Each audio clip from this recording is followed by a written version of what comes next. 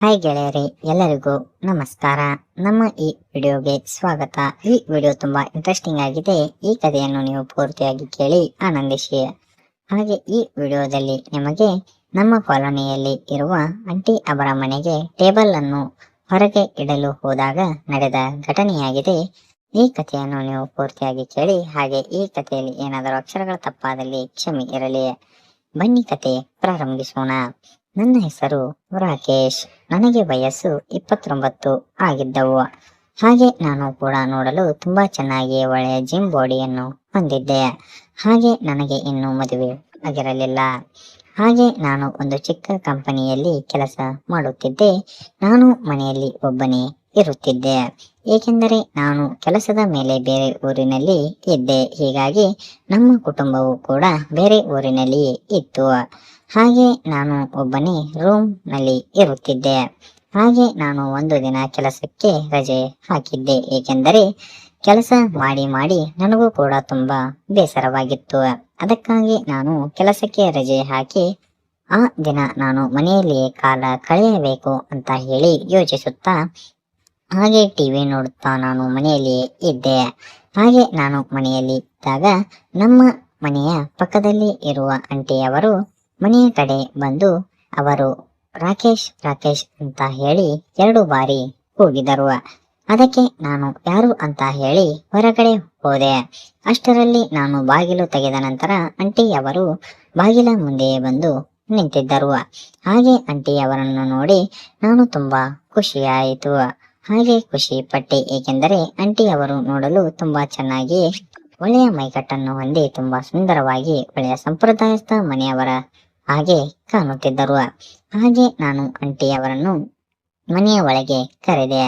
ಆಂಟಿಯವರು ಒಳಗೆ ಬಂದು ಸೋಫಾದ ಮೇಲೆ ಕುಳಿತುಕೊಂಡರು.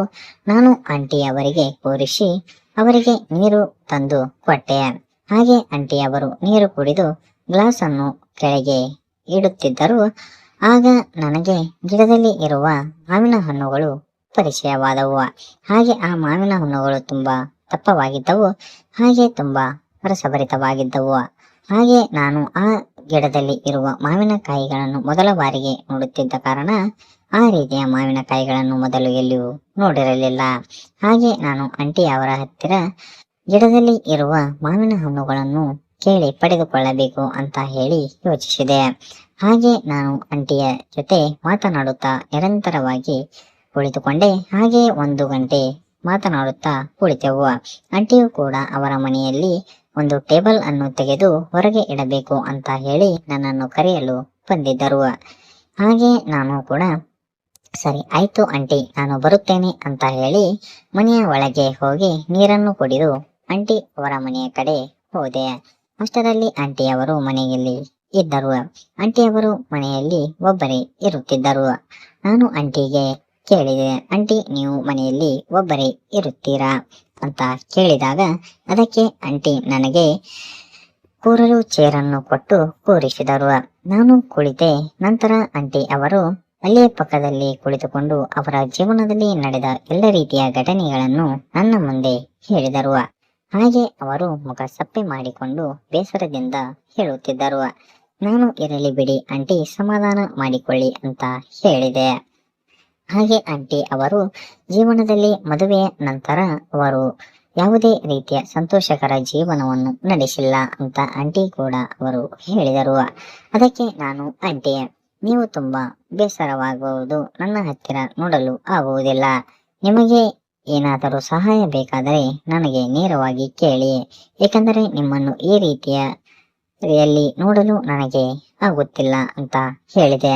ಅದಕ್ಕೆ ಆಂಟಿಯು ಕೂಡ ಸರಿ ಆಯ್ತು ರಾಕೇಶ್ ಅಂತ ಹೇಳಿ ಅವರು ಕೂಡ ಸುಮ್ಮನೆ ಕುಳಿತರು. ಆಂಟಿ ಅವರು ಪಕ್ಕದಲ್ಲಿಯೇ ಒಂದು ಸೋಫಾದ ಮೇಲೆ ಅವರು ಕುಳಿತುಕೊಂಡರು. ಹಾಗೆ ನಾನು ಗಿಡದಲ್ಲಿ ಇರುವ ಮಾವಿನ ಹಣ್ಣುಗಳನ್ನು ಹೇಗೆ ಪಡೆದುಕೊಳ್ಳಬೇಕು ಅಂತ ಹೇಳಿ ಯೋಚಿಸುತ್ತಿದ್ದೆ. ಹಾಗೆ ಆಂಟಿ ಅವರು ಆ ಒಂದು ಟೇಬಲ್ ಅನ್ನು ಹೊರಗಡೆ ತೆಗೆದು ಇಡಲು ಹೇಳಿದರು. ನಾನು ಕೂಡ ಸರಿ ಆಯ್ತು ಆಂಟಿ ಅಂತ ಹೇಳಿ ಟೇಬಲ್ ಕಡೆ ಹೊರಟೆ. ಹಾಗೆ ಆ ಟೇಬಲ್ ಅನ್ನು ತೆಗೆದು ಹೊರಗೆ ಇಟ್ಟೆ. ಆ ಟೇಬಲ್ ಕೂಡ ತುಂಬಾ ಚಿಕ್ಕದಿದ್ದ ಕಾರಣ ಒಬ್ಬನೇ ತೆಗೆದು ಇಟ್ಟೆ. ನಂತರ ಆಂಟಿ ನನಗೆ ಚಹಾವನ್ನು ಕುಡಿಯಲು ಕರೆದರು. ನಾನು ಬೇಡ ಬೇಡ ಅಂದರು ಆಂಟಿ ಕೇಳಲಿಲ್ಲ. ಹಾಗೆ ಅವರು ನನ್ನನ್ನು ಕರೆದು ಕುರ್ಚಿಯ ಮೇಲೆ ಕೂರಿಸಿದರು. ಹಾಗೆ ಆಂಟಿ ಚಹಾವನ್ನು ಮಾಡಿಕೊಂಡು ತಂದು ಕೊಟ್ಟರು. ನಂತರ ಆಂಟಿ ನನ್ನ ಎದುರುಗಡೆ ಚೇರ್ ಮೇಲೆ ಕುಳಿತುಕೊಂಡರು. ನಾನು ಕೂಡ ಚಹಾವನ್ನು ಕುಡಿಯುತ್ತಾ ಹಾಗೆ ಮಾತನಾಡುತ್ತಾ ಕುಳಿತಿದ್ದೆ. ಹಾಗೆ ನಾನು ಗಿಡದಲ್ಲಿ ಇರುವ ಮಾವಿನ ಹಣ್ಣುಗಳನ್ನು ನೋಡುತ್ತಾ ಕುಳಿತುಕೊಂಡಿದ್ದೆ. ನಾನು ಮಾವಿನ ಹಣ್ಣುಗಳನ್ನು ನೋಡುತ್ತಿರುವುದು ಆಂಟಿಗೆ ಗೊತ್ತಾಯಿತು. ಅದಕ್ಕೆ ಆಂಟಿ ಅವರು ನನ್ನನ್ನು ನೋಡಿ ಮುಗುಳ್ನಕ್ಕರು. ನಂತರ ನನಗೆ ನೇರವಾಗಿ ಆಂಟಿ ಕೇಳಿದರು, ರಾಕೇಶ್, ನಿನಗೆ ಏನು ಬೇಕಾಗಿದೆ ಅಂತ ನನಗೆ ಗೊತ್ತಾಯಿತು ಅಂತ ಆಂಟಿ ಹೇಳಿದರು.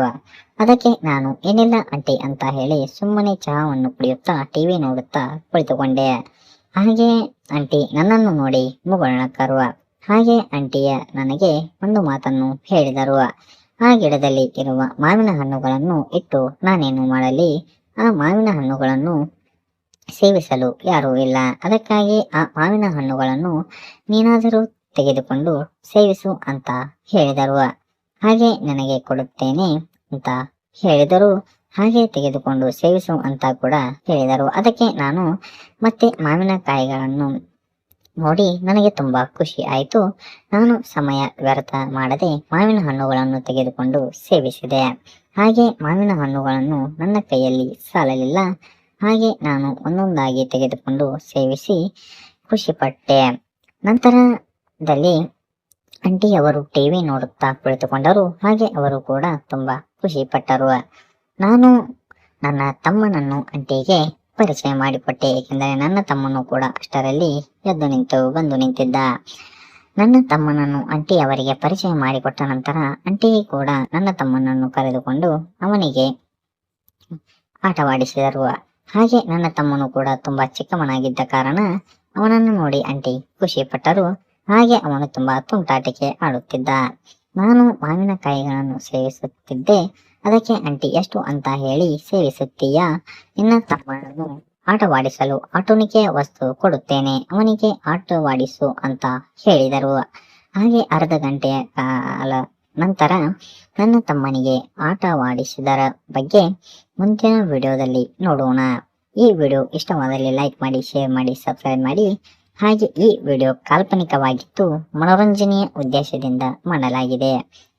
ಈ ಕಥೆಯನ್ನು ನೀವು ಪೂರ್ತಿಯಾಗಿ ನೋಡಿದ್ದಕ್ಕಾಗಿ ನಿಮಗೆ ಧನ್ಯವಾದಗಳು. ಹಾಗೆ ಇದೇ ರೀತಿಯ ಸಪೋರ್ಟ್ ನಮ್ಮ ಚಾನೆಲ್ ಮೇಲೆ ನಿರಂತರ ಕಾಲ ಹೀಗೆ ಇರಲಿ.